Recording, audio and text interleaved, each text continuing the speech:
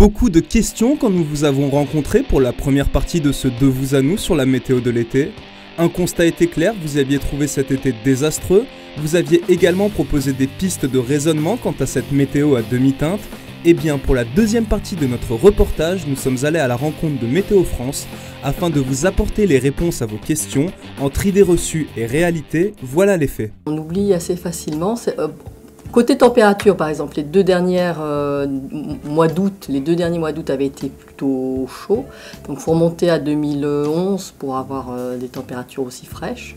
Et côté précipitation, l'été 2010 et l'été 2011 avaient été aussi beaucoup plus pluvieux que cet été 2014. Là, par exemple, cet été 2014, qu'est-ce qui le caractérise ? C'est que, bon, globalement, il a été frais et pluvieux, mais en fait, on a commencé avec un été plutôt chaud, début en juin, où on a été même avec des températures maximales supérieures en normal de 5 à 7 degrés, donc c'était pendant du 7 au 14 juin à peu près. Et puis là, on termine avec une fin de mois d'août aussi assez bien ensoleillée, plutôt chaude. On est quand même en dessous des normales, hein, notamment le mois d'août, on a pratiquement été tout le temps, pour les températures maximales, en dessous des normales. C'est ça qui est un petit peu le fait marquant. Nous, on compare les moyennes par rapport à ce qu'on appelle des moyennes sur 30 ans. Mais il y a une fluctuation naturelle du climat d'une année sur l'autre. Là, on ne peut pas rattacher cet été 2014 avec des changements temporels et spatiaux qui sont sur des échelles de temps beaucoup plus importantes. Hein. Quand on parle de changement climatique, d'abord c'est à l'échelle du monde, de la Terre.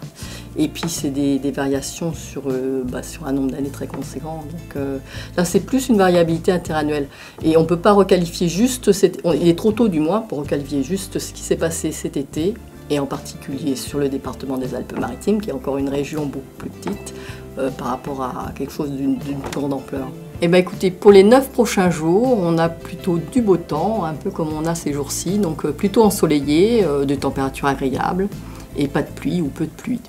Nous sommes donc bien loin de pouvoir rapprocher cet été pluvieux d'un quelconque dérèglement ou du réchauffement climatique.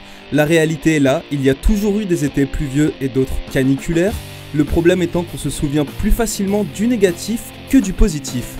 Dans tous les cas, vous l'avez entendu, pendant encore au moins les 9 prochains jours, ne rangez ni les shorts ni la crème solaire.